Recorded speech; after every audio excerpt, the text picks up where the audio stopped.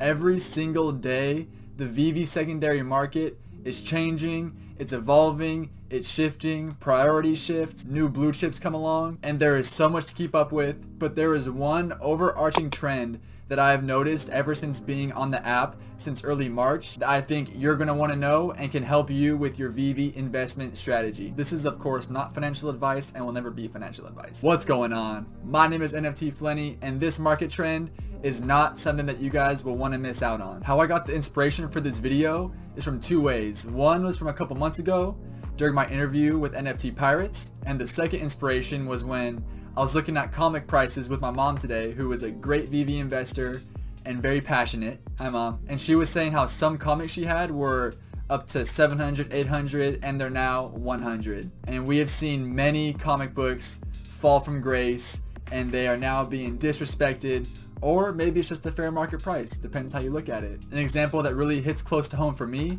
is the House of X secret rare comic book. I sold my Marvel's #1, not the first ever, the reiteration from the 90s, the Marvel's #1 comic, the secret rare with Captain America on it. I sold that one to flip for House of X, the secret rare. I bought it for 1.4K. It had gone as high as, I want to say 2.5 to 3K around there, and now it is below $1,000 for the first appearance of every single X-Men in NFT form. To me, that was incredibly significant, and that's why I wanted that secret rare as opposed to a different one. But I bought that months ago, and since then we have seen countless new comic books drop, and that is the entire lesson of this whole video, and I'll break it down for you guys right now. So even though it feels like I've been in Veve forever, and I know a lot of you probably feel the same way just because things happen so fast, so much is going on, unless you were a very early investor, like early access invite only early, you have been on the app for less than a year. And Veve as a project is so brand new. And what that means is that there is so much new content, so many first appearances, so many first editions, so many things dropping in general, that over time, the amount of collectibles and comics on the Veve app has grown exponentially. Think about every single week, we're getting around 100,000 additions just of comics alone. That is not counting the collectible drop that happens every week. Pieces that were once very scarce and relatively hard to come by are now becoming more and more abundant. So before we only had 10 secret rare comic books to choose from.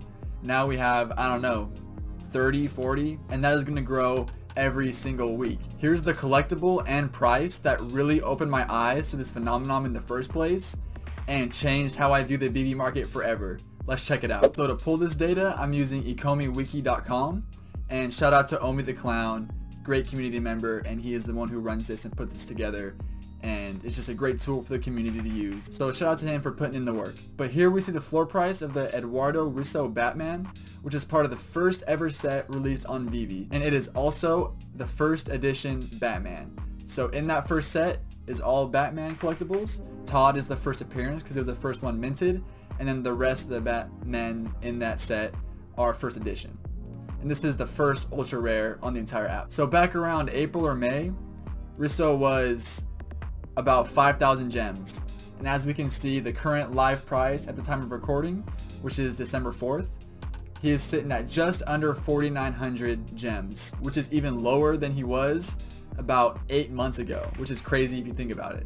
What's up guys, I'm coming at you live from the editing room because you may have noticed that I said that the live price at the time of recording was December 4th, and this is about 3 weeks later, coming up on a month, so I got super busy with finals and stuff. But anyway, since then the price of Risso has gone up drastically, so it didn't exactly explain my point the best way. But first of all, I just wanted to say that Risso is an exception. He is a part of the first ever set on Veve, first ultra rare like I mentioned, so he does not go by normal rules. But for a while his price was pretty stagnant. Like if you zoom out, the point still stands, but for whatever reason, if whales or whatever, he had a huge increase. But I just want to comment on that. The point still stands, and it stood for a long while, but now he's known for having this huge price increase, so had to backtrack a little bit. But anyway, let's get back to the video. By the way, if you guys are enjoying the content, enjoying some of the research and the insight, it would really mean a lot to me if you could consider hitting the like button or subscribing, because it really helps me out a lot. Another good example is Starfire, and as we can see, this only goes back to October. Forgot to mention that the first time, but this data goes to October. But even back in the day too, even back in the same kind of date range in the April-May area, This collectible was well over 2K if I remember correctly, and it is fallen over 2,000 all the way down to about 1,200 currently, which is still a lot, of course, but it has seen a steady decrease in price. So those were only 2 examples, and I gave a couple other comic book examples, but if you've been around for a while, I'm sure you've seen this yourself. Maybe you didn't recognize it, but now that I brought it up, maybe you can think of some examples. But check for yourself, do some more digging yourself if you don't believe me. This trend happens pretty consistently. And these collectibles used to be the top of the line, used to be the blue chip best of the best on Veve that everybody wanted. So what changed? And the answer is the core lesson of this video. And that is, as the Veve market gets more and more diluted, as they continue to pump out Marvel, DC, Disney, doesn't matter what it is, but they will continue to release these very consistently, and we will see more and more editions, more and more options, more and more to choose from. Before, you could buy one of each, but now you have to pick and choose unless you have unlimited money at your disposal. You have to pick and choose what you want to collect, what you're able to collect. It involves some luck, some good timing. I know I used to try to go for every set when possible, and usually I was able to get to it, but now, especially after Disney and Decon, where like 25 sets dropped in a week or something like that, I cannot keep up anymore, and I have to be more selective if I don't want to sign my life away to credit card debt. Only the best of the best, the cream of the crop, the grails, they are the only ones that will survive and will stand out. Everything else will get buried, it'll get suppressed, and it will ultimately be forgotten about. So the blue chips, the grails, I'm talking Marvel Comics #1, Fantastic Four #1, Walt and Mickey statue, first appearance Spider-Man, those kinds of things. And that's why I've been very thankful for my philosophy of collecting, that first appearance and just anything first of its kind will always be that way and will always have that title. It will always have that going for it. So I've been really prioritizing those and looking ahead, trying to have some foresight into the future of what will remain, what will stay popular, and what will survive the test of time.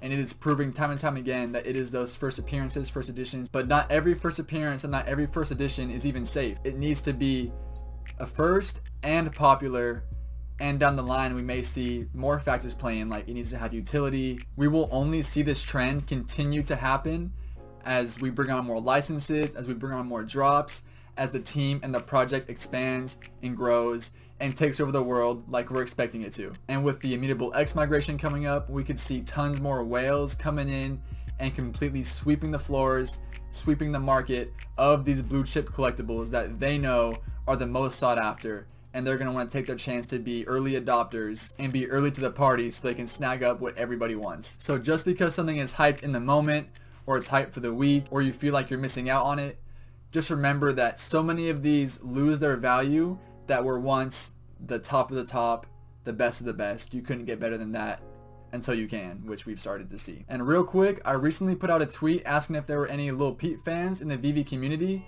As you can see, I'm repping the shirt today.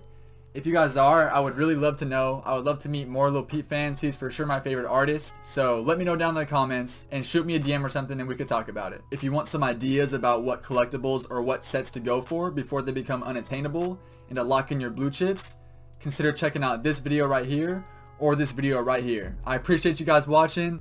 This has been NFT Flenny. I'll see you guys next time.